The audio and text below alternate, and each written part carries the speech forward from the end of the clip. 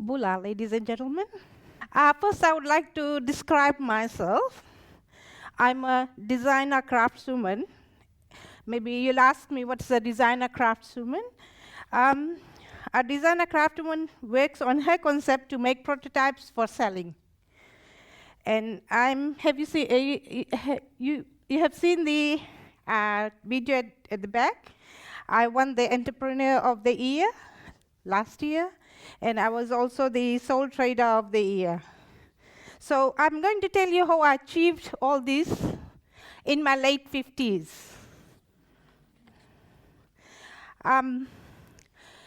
Actually, I got married quite early after my high school. Actually, all my passion was fashion designing, and I couldn't get anything in fashion. There was no formal education of fashion designing.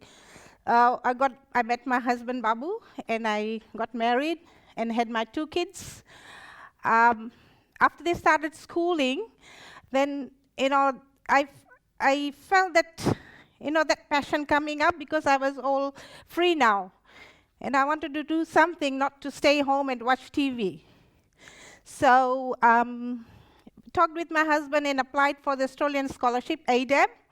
At that time, we were quite lucky that the courses that were not provided in Fiji, we could get the scholarship easily.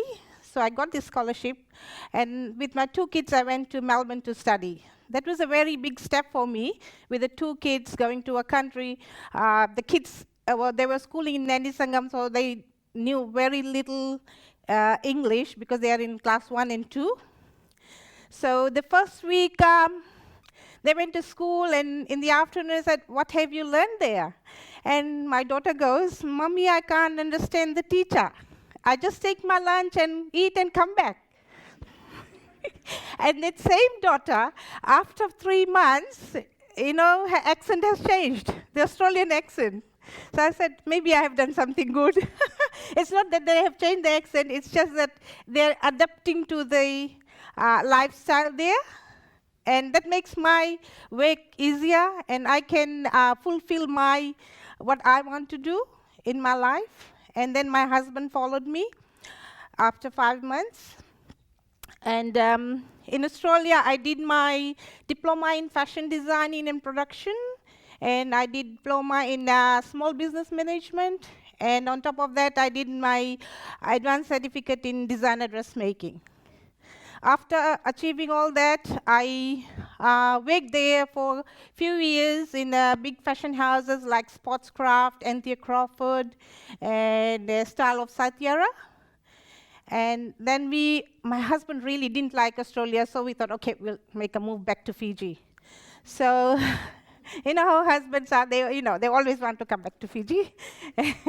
So yeah, we did come back to Fiji, and the first year I was just feeling my way through, and just what people are wearing, what is available. One thing that I found out that the fabric that I wanted to work on wasn't available in Fiji at all. So in the meantime, there was this fashion award, Vela Fashion Award and Red Cross Fashion Award. I entered those awards just to let people know that a designer is existing in Fiji.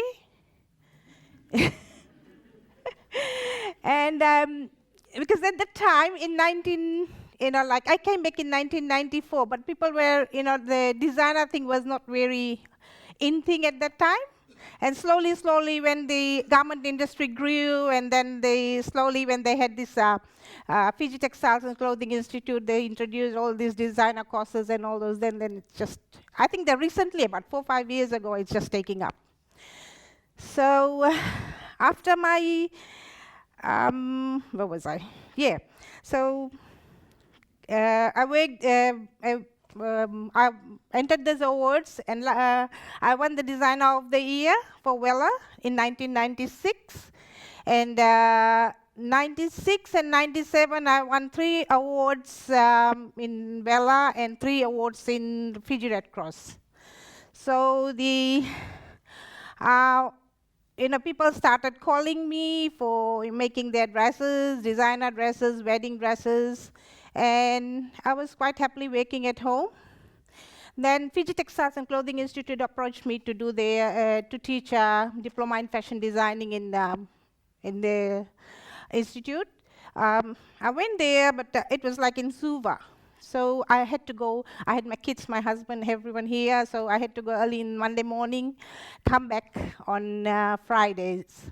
So it was getting a bit too much. So after 1.5 years, I left the job, and then I worked for the Jax as their designer, and then I worked for Fashion Waves Limited.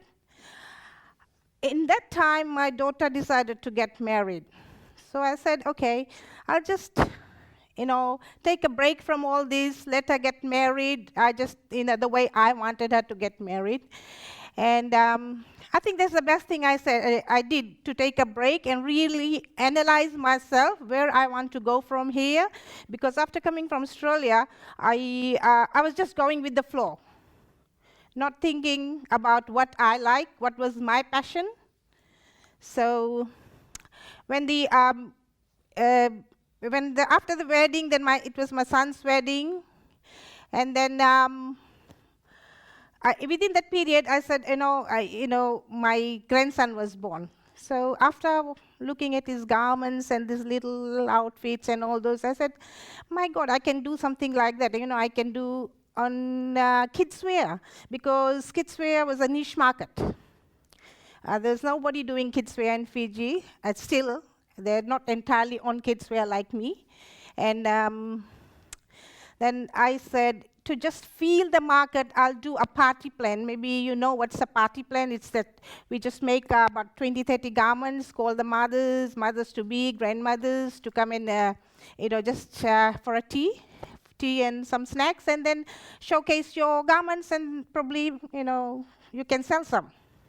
And that way, you'll know what the people feel about your garments, So while doing that, I said, okay, I can do some life-size dolls to put the garments on. The dress was coming all right, so I thought, okay, I'll make some life-size dolls.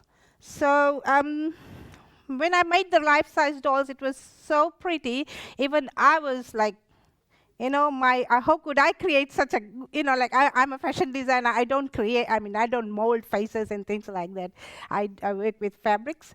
So, and then it clicked to me. I said, if I can make such a nice doll, a life-size doll, I can make a smaller one and sell it in a tourist market, giving it a bit of a Fijian touch. So I sold this idea to my husband.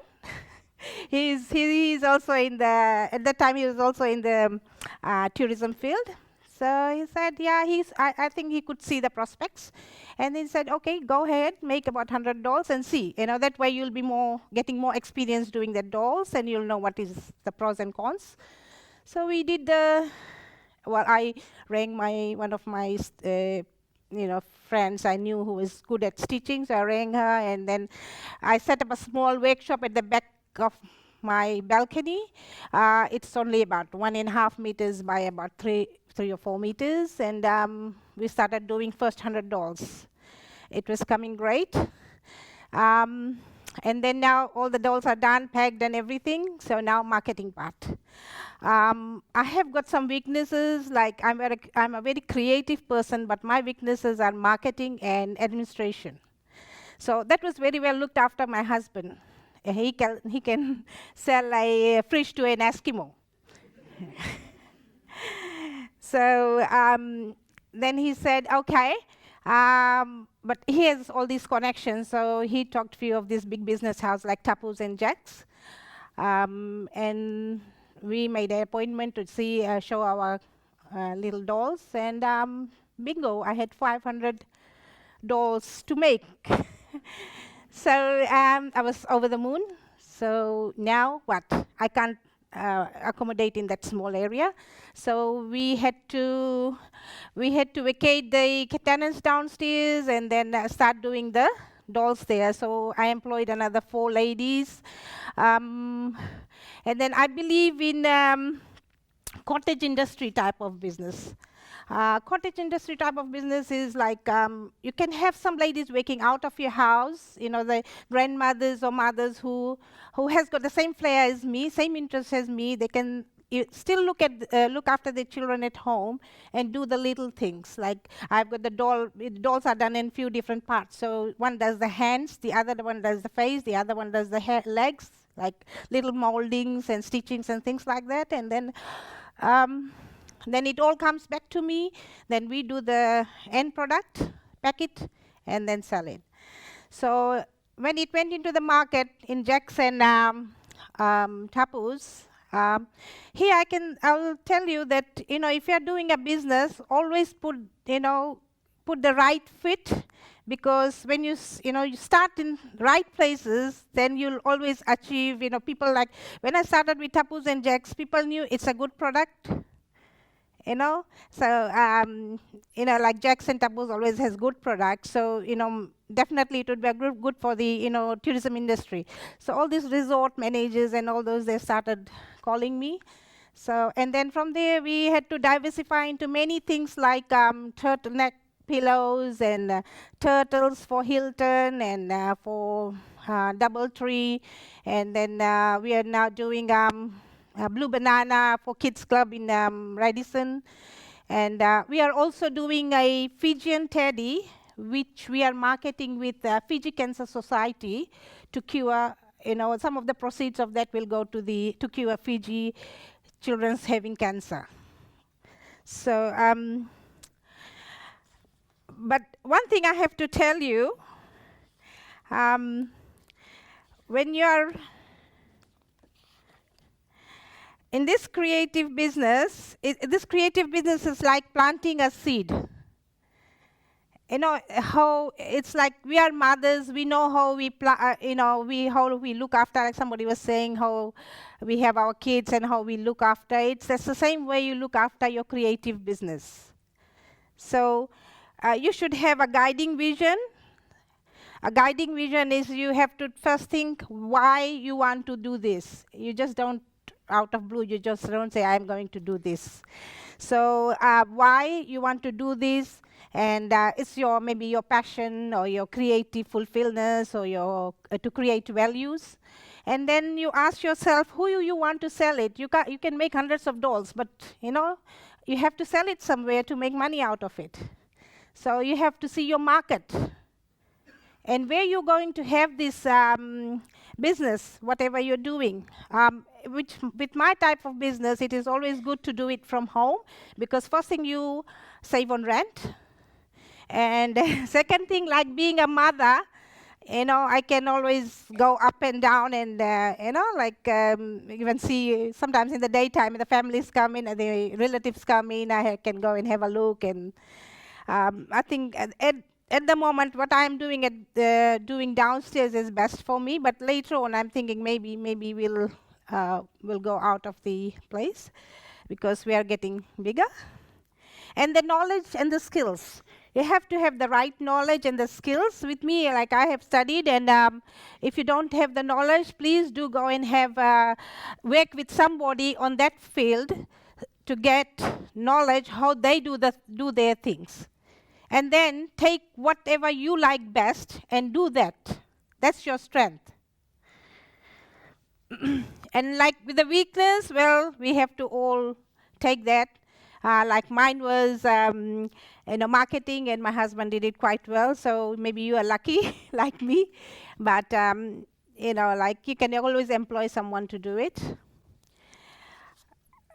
And then, like I said, I'm in my late 50s, and I've learned one thing, that if you have a dream, age doesn't matter, right?